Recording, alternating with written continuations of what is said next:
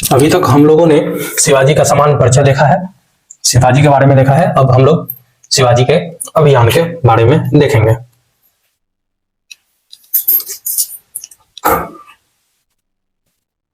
मराठाओं का उत्कर्ष।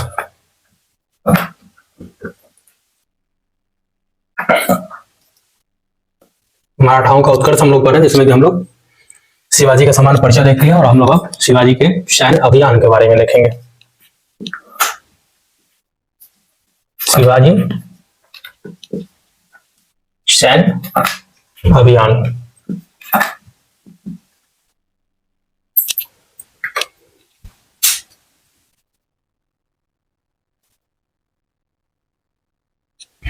जब हम लोग शिवाजी के सैन्य अभियान के बारे में बात करते हैं तो इनका सबसे पहला 1644 अभियान था 1664। इनका सबसे पहला अभियान था 1644 में बीजापुर के तोरण नामक पहाड़ी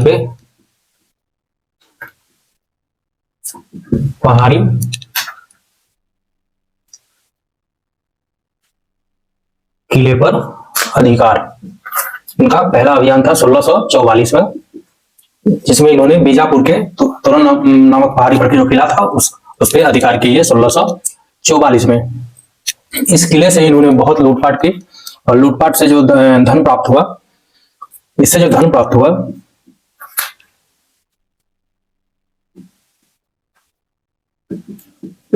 प्राप्त हुआ जो तोरण के किले को जीतते हैं ये, तब वहां से जो धन मिलता है, धन प्राप्त होता है, उसका तोरण से 5 मील पूर्व में रायगढ़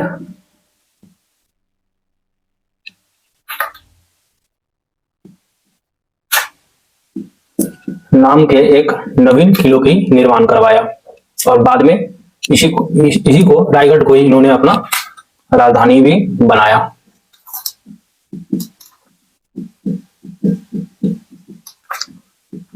और बाद में इसी को राजधानी भी बनाया। 1644 में सबसे पहला इनका अभियान था बीजापुर के तोरण नामक पहाड़ी किले पर अधिकार किया इन्होंने प्रथम बार। सबसे पहला सैन्य अभियान इनका यही था और इसमें जो धन प्राप्त हुआ उससे वो तोरण से 5 मील पूर्व में रायगढ़ नाम के एक नवीन किले का निर्माण करवाया इन्होंने रायगढ़ में। उसके बाद दूसरा अभियान था इनका 1648 का। 1648 में पुरंदर के किले पर अधिकार कर लेते हैं ये। किले पर छल द्वारा नीलोजी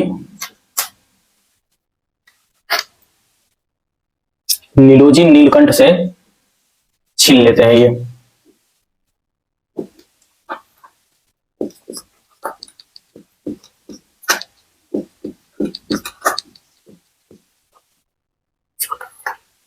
उसके बाद इनका तीसरा अभियान था 22 जनवरी, ये सब सैन्य अभियान था इनका। 1656 को जावली के किला पर जावली के किले को मराठा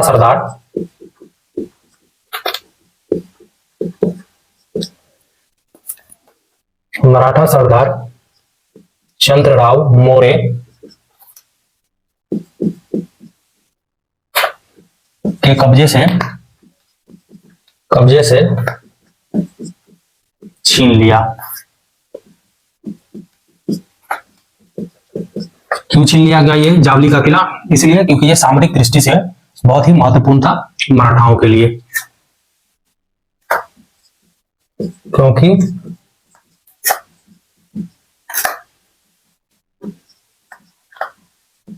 सामरिक दृष्टि से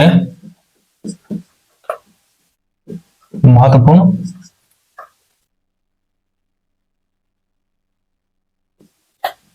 किला था मराठाओं के लिए।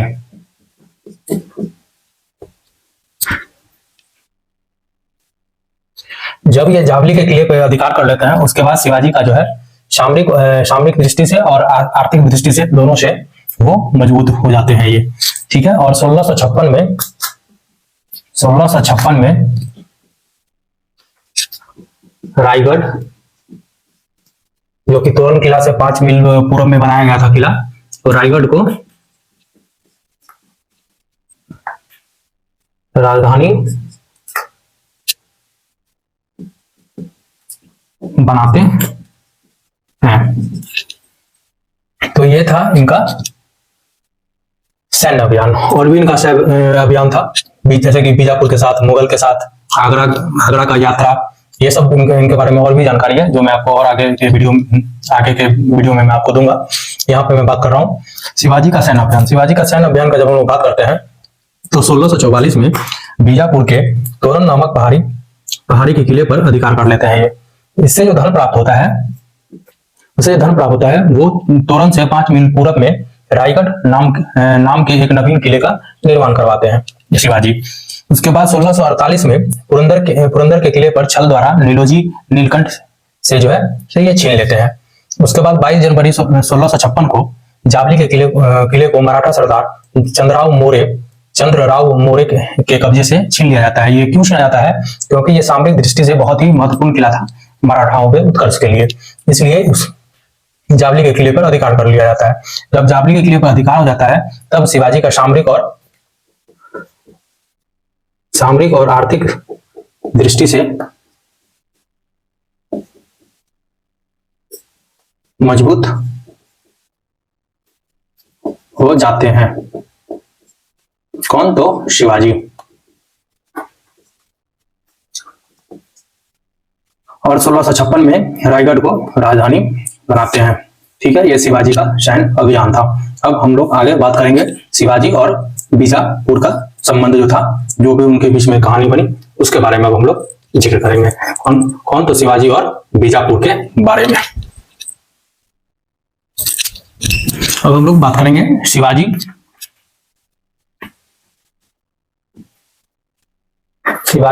एवं बीजापुर के बारे में अब हम लोग बात करेंगे।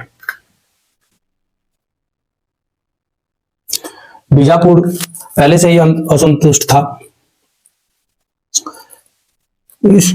और अपने युग सेनापति अफजल खान को जो है शिवाजी को पराजित करने के लिए भेजा जाता है बीजापुर के सुल्तान के द्वारा।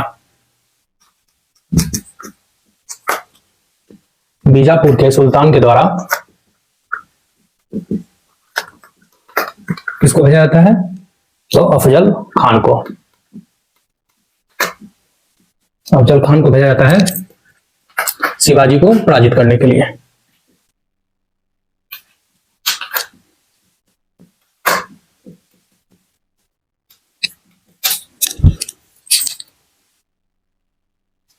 और जब अफजल खान शिवाजी के क्षेत्र को जीतने के लिए निकलता है, तब अफजल खान जो है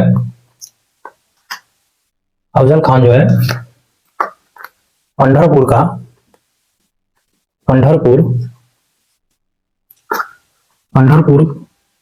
के विठोबा मंदिर की मूर्ति को तोड़ देता है। ये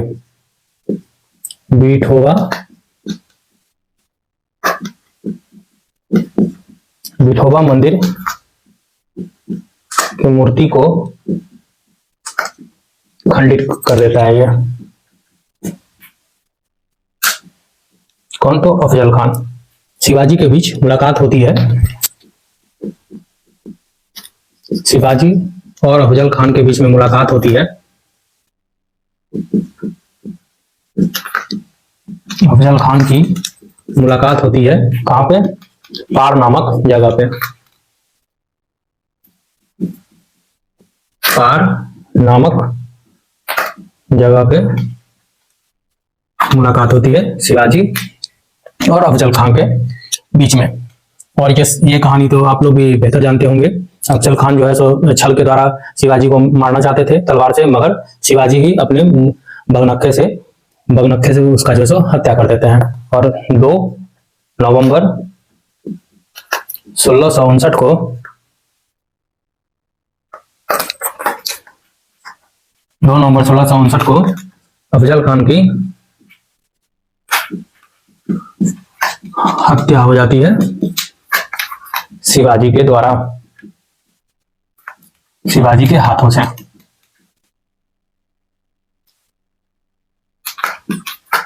शिवाजी के हाथों से अफजल खान की मृत्यु हो जाती है 2 नवंबर 1659 को।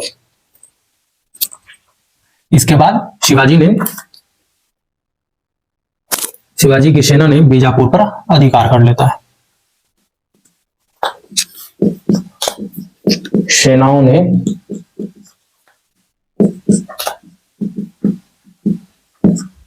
बीजापुर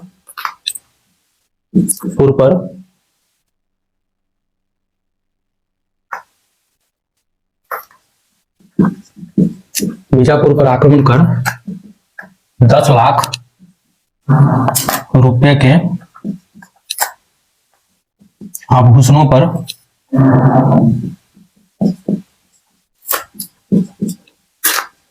अधिकार कर लेते हैं।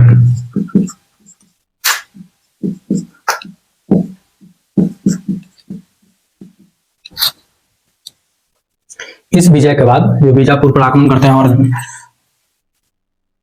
बहुत सारे 10 लाख तक आभूषण पर अधिकार कर लेते हैं, इस विजय के बाद शिवाजी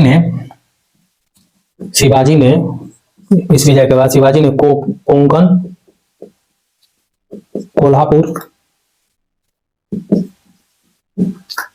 कोल्हापुर एवं पन्हाला के दुर्ग पर,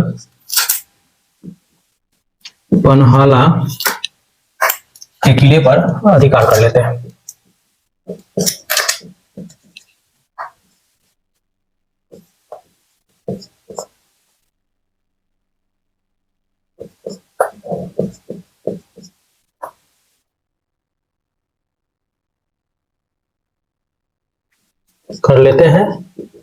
साथ में ढेर सारा खजाना,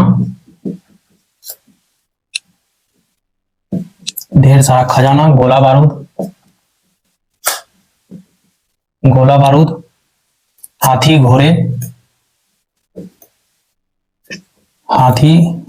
एवं ऊंट के साथ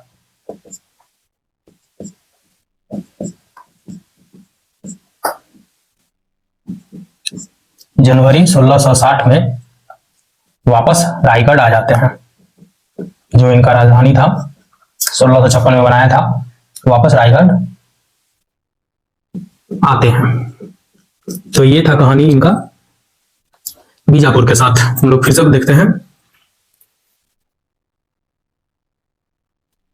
और आगे जाकर के शिवाजी और इनके बीच में संधि भी होती है। मैं उसके बारे में थोड़ा सा बात है वो भी बताऊंगा। अभी मैं ये बता रहा हूँ आपको मराठाओं का उत्कर्ष। तो जब हम बात करते हैं तो शिवाजी और बीजापुर का जब बात कर रहे हैं हम लोग इसमें, शिवाजी और बीजापुर के बाद के दोनों के बीच का संबंध के बारे में, तो बीजापुर का जो सुल्तान था अफजल खान को शिवाजी को पराजित करने के लिए भेजता है और अफजल खान क्या करता है कि पंढरपुर के विठोबा मंदिर की मूर्ति को खंडित कर देता है। शिवाजी और अफजल खान की मुलाकात जो है तो पार नामक जगह पर होती है, जहां पे 2 नवंबर 1659 को अफजल खान की हत्या कर दी जाती है शिवाजी के हाथों से। अब शिवाजी की सेनाओं ने इसके बाद जब अफजल खान की मृत्यु हो जाती है तब शिवाजी की सेना जो है सो बीजापुर पर आक्रमण कर देते हैं और आक्रमण कर करके 10 लाख रुपए के आभूषणों पर अधिकार कर लेते हैं। उसके बाद शिवाजी जो है कोंकण, कोल्हापुर एवं पन्हाला के किलों पर अधिकार कर लेते हैं। साथ में ढेर सारा खजाना, गोला बारूद, हाथी घोड़े एवं ऊंट के साथ जनवरी 1660 में वापस रायगढ़ आते हैं। इसके बाद बीजापुर और शिवाजी के बीच में एक संधि होती है।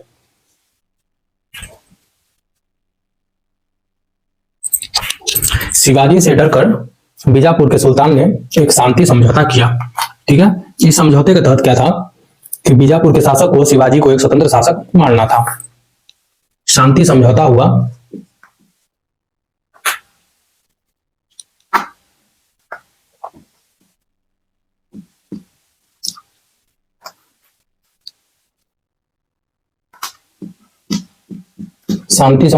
शिवाजी और बीजापुर के बीच में। तो ये भयभीत हो जाते हैं क्योंकि शिवाजी बहुत सारे किले पर अधिकार कर लेते हैं। तो ये भयभीत हो जाते हैं बीजापुर के सुल्तान। जब सुल्तान भयभीत हो जाते हैं तो ये सोचते हैं कि शांति समझौता किया जाए शिवाजी के साथ। तो शांति समझौता के तहत क्या होता है कि शिवाजी को एक स्वतंत्र राजा स्वतंत्र शासक, शिवाजी को एक स्वतंत्र शासक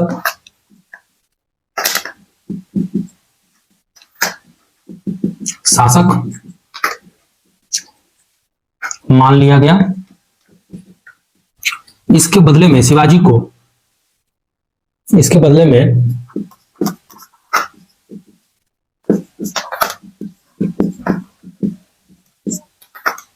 शिवाजी ने बीजापुर के सुल्तान को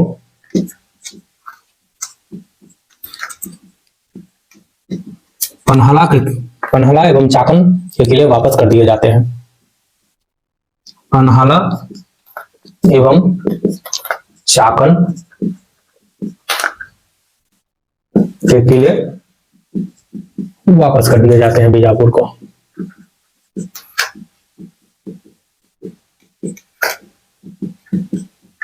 तो ये था शांति समझौता। शांति समझौता में क्या था कि शिवाजी को एक स्वतंत्र शासक को मान लिया जाता है बीजापुर के सुल्तान के द्वारा, और इसके बदले में शिवाजी ने बीजापुर के सुल्तान को पन्हाला एवं चाकन का जो किला था उसको वापस कर दिया जाता है बीजापुर से। ये था शिवाजी और बीजापुर के बारे में, और हम लोग अब पढ़ेंगे शिवाजी और मुगल के बारे में। दोस्तों अब हम लोग पढ़ेंगे शिवाजी और मुगल के बारे में।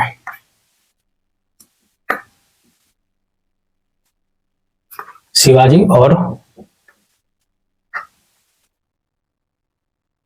अभी तक आपने जितना भी पढ़ा होगा उसमें आपने मैक्सिमम यही पढ़ा होगा कि मुगल रहता था और पूरा एक वंश रहता था, एक रियासत रहता था। और यहाँ पे हम लोग जब मराठा के बारे में पढ़ते हैं तो एक सिर्फ शिवाजी से ही इन लोगों को इतना खौफ था, और इन्होंने इतना किलों को जीता और इतने जगह और रियासतों को जीता कि वो मराठा साम्राज्य जो है सो बहुत विस्तृत साम्राज्य बन गया। इसके बारे में हम लोग पढ़ रहे हैं।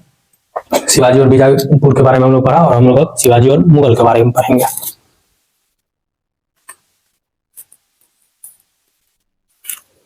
शिवाजी और मुगल के बारे में जब हम लोग बात करते हैं, जब औरंगजेब जब शासक बनता है मुगल शासन का, औरंगजेब के बादशाह बनने के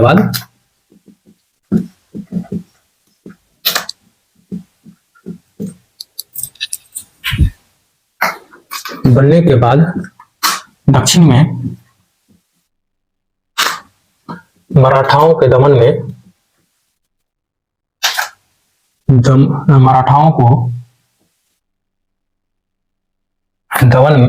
में सर्वाधिक दिया। जब औरंगजेब शासक बना मुगल साम्राज्य का, तब जो है सो दक्षिण में मराठाओं के दमन में जो है सो इन्होंने पूरा अपना जोर लगाया। इसमें एक बात होता है कि 1660 में औरंगजेब अपने मामा को शाइस्ता खान को, इसका मामा था शाइस्ता खान कौन था? औरंगजेब का मामा।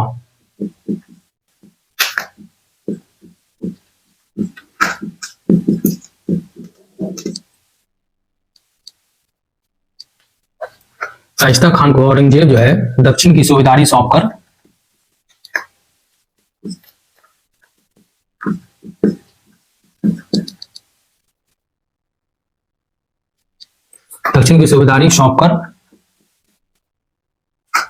दक्षिण में शिवाजी के प्रभाव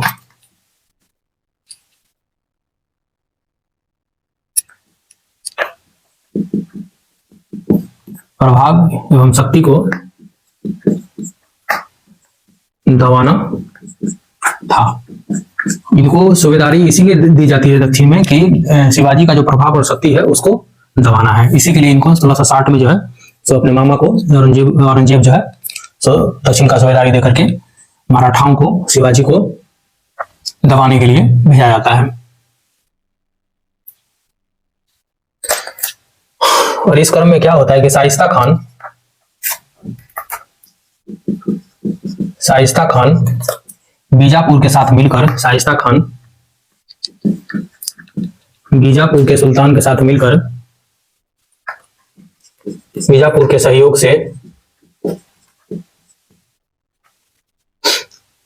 से पूना, चाकन एवं कल्याण के किले पर कब्जा कर लेता है।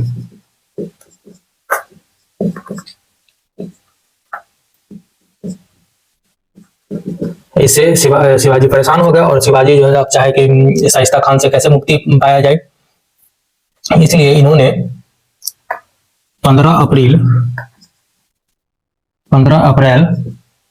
1663 को जब शाइस्ता खान पूना पहुंचता है, जब शाइस्ता खान पूना पहुंचता है तब शिवाजी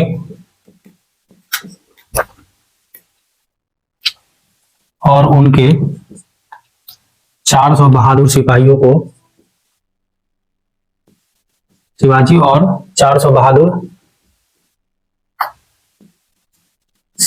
के साथ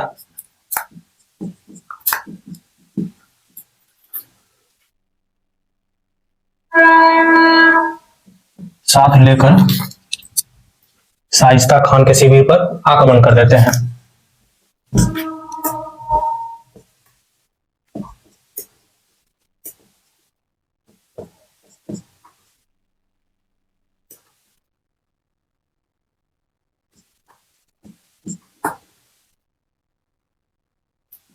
और शाइस्ता खान वहां से भाग जाता है। शाइस्ता खान भाग जाता है।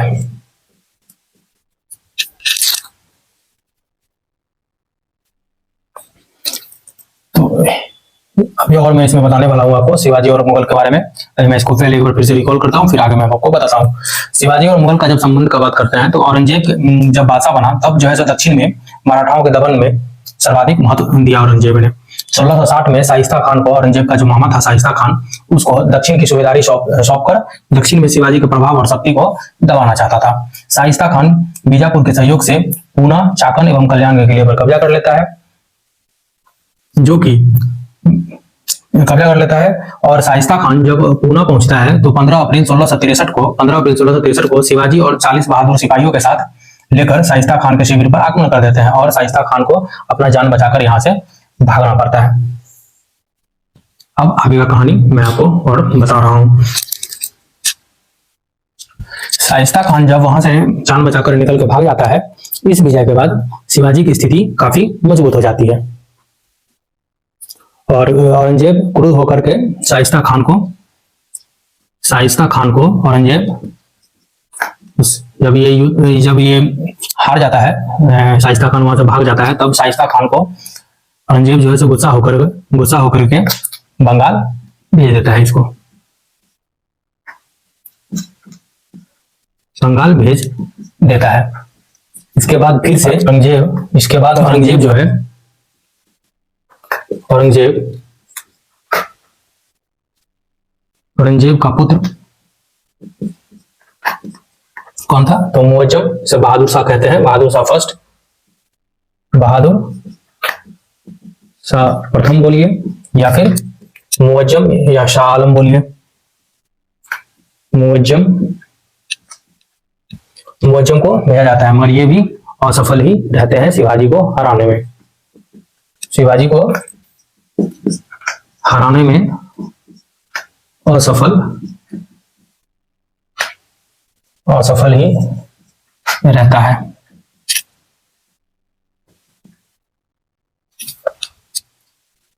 इसी बीच में शिवाजी क्या करते हैं? शिवाजी 16 से 20 जनवरी 1664 को, इसी बीच में शिवाजी व्यापारिक दृष्टि से बहुत ही महत्वपूर्ण था, गुजरात उसको ये लूट लेते हैं।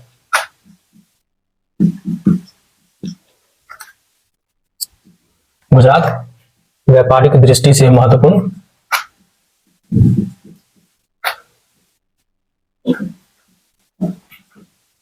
नगर को लूट लिया जाता है। किसके द्वारा? तो शिवाजी के द्वारा।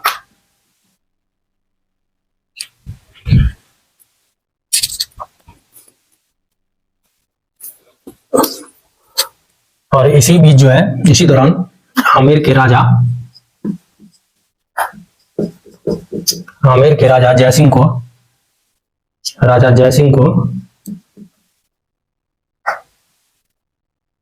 औरंगजेब दक्षिण में भेजता है। औरंगजेब दक्षिण विजिट होने के लिए भेजता है।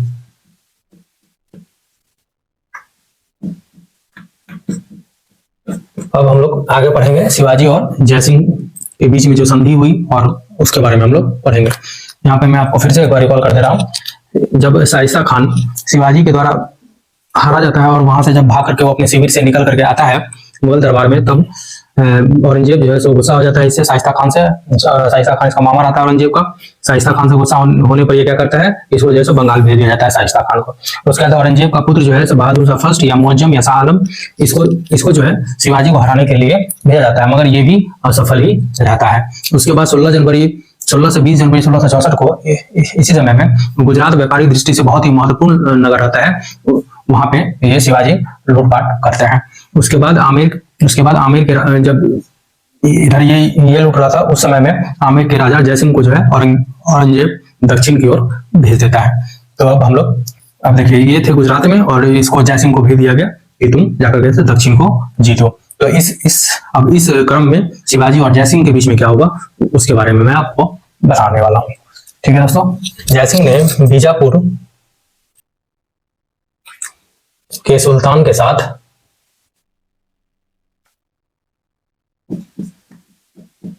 संधि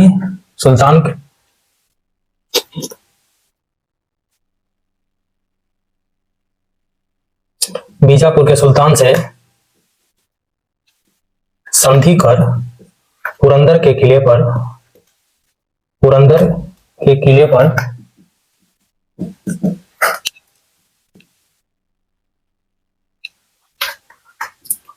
अधिकार करने की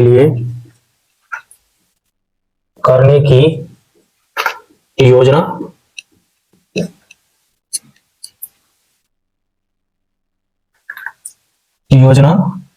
24 अप्रैल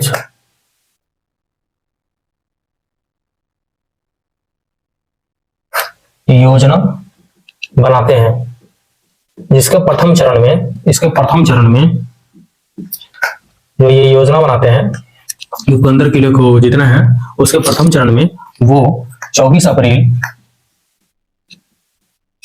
1665 में वर्जगढ़ के किले पर अधिकार कर लेता है ये लोग, जयसिंह और बीजापुर।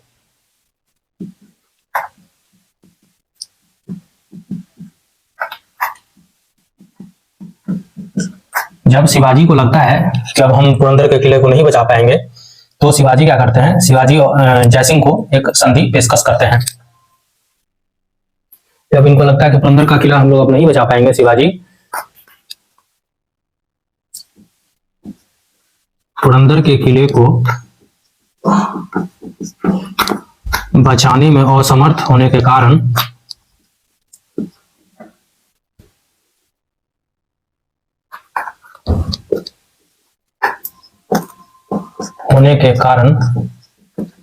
शिवाजी और जयसिंह के बीच में संधि होती है।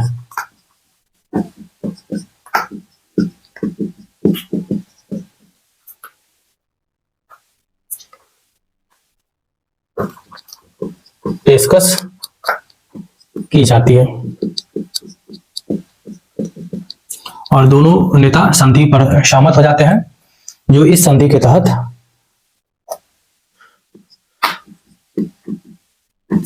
संधि समझौता के तहत 22 जून 1665 को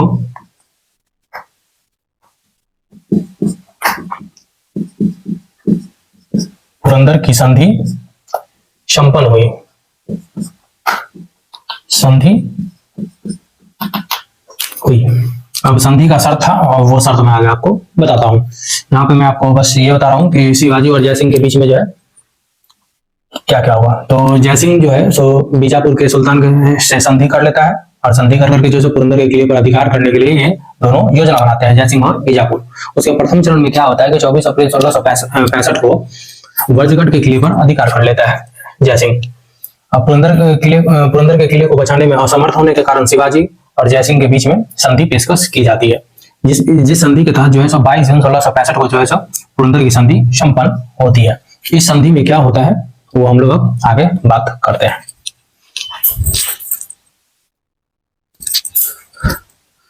पुरंदर की संधि के तहत पुरंदर की संधि कब हुई? पुरंदर की संधि तो 22 जून 1665। किसके किसके बीच में हुई? तो शिवाजी और जयसिंह के बीच में।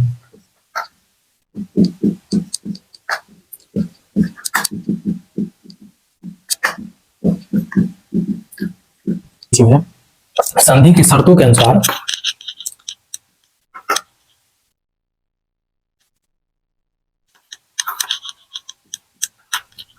पुरंदर की संधि संपन्न होती है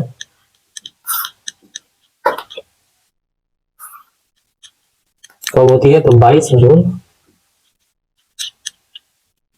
1665 ईस्वी को। इसमें संधि की शर्तें रहती है।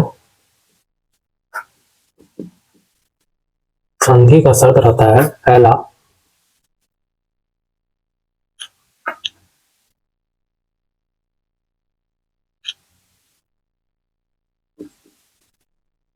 शिवाजी को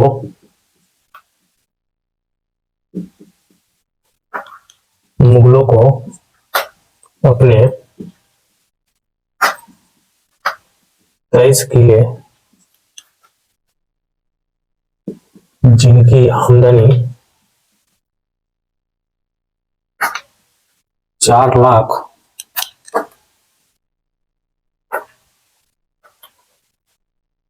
4 लाख रुपया उन थे,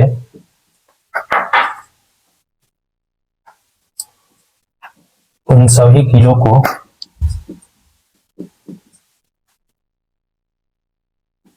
मुगलों को सौंपना था।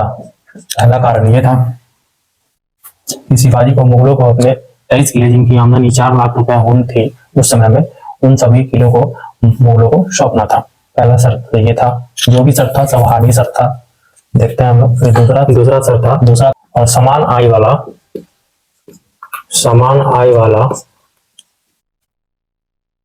12 किले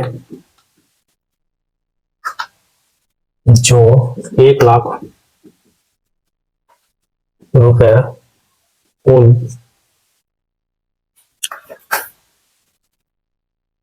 प्रत्येक वर्ष में 1 लाख रुपए ऊन वाला जो 12 किला था उसको अपने पास रखना था। शिवाजी महाराज को सभी संधि शर्त बहुत ही। तीसरा कारण का बात करें तो तीसरा शर्त था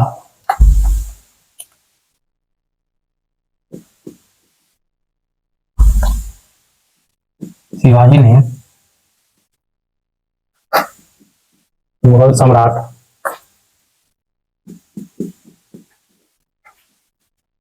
औरंगजेब की सेवा में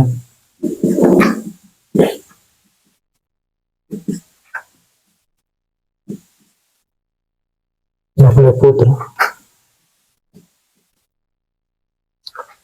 संभाजी को भेजने की बात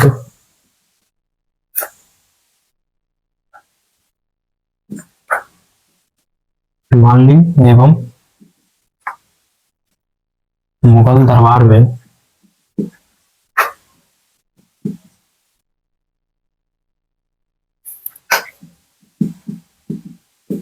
संभाजी को 5,000 मनसब, 5,000 का मनसब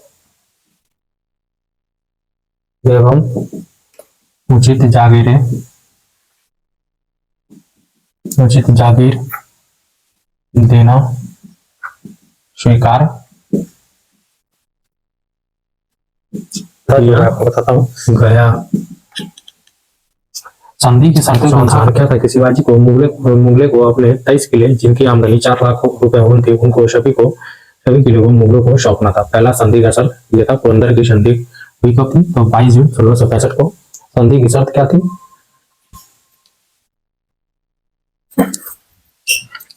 संधि की शर्तें क्या थी? तो पहला शर्त था कि शिवाजी को मुगलों को अपने 23 किले जिनकी आमदनी लगभग 4 लाख रुपए हो प्रति वर्ष यहाँ पे होगा प्रति वर्ष उन सभी 12 किलो को मुगलों को सौंपना था।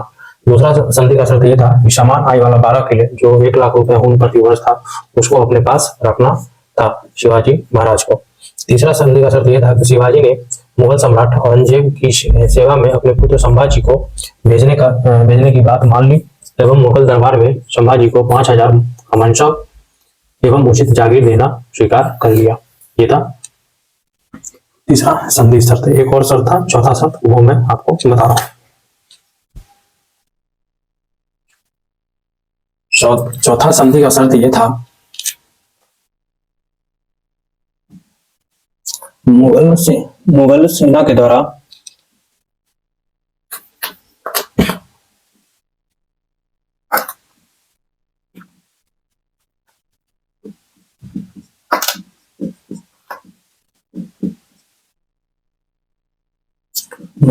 द्वारा बीजापुर पर सैन्य अभियान के समय सब शर्त बहुत ही हार्ड था। शिवाजी को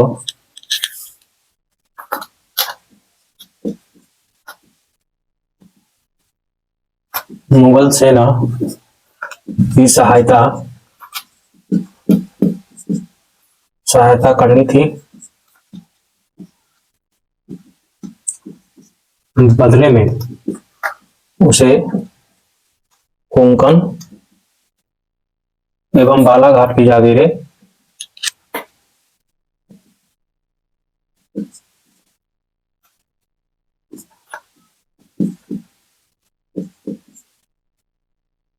प्राप्त होती, जिसके लिए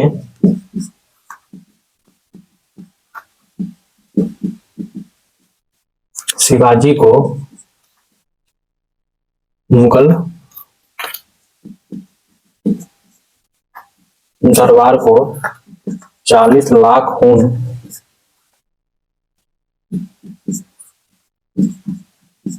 देना था।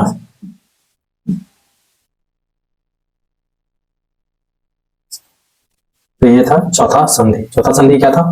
तो मुगल सेना के द्वारा बीजापुर पर सैन्य अभियान जब भी होता तब शिवाजी को मुगल सेना का साथ देना था, सहायता करनी थी। बदले में उसे कोंकण एवं बालाघाट की जागीरें प्राप्त होती जब ये ऐसा होता, जिसके लिए शिवाजी को मुगल दरबार को 40 लाख खून देना था। चौथा संधि शर्त ये था। इसके बाद तो संधि होने के बाद औरंगजेब ने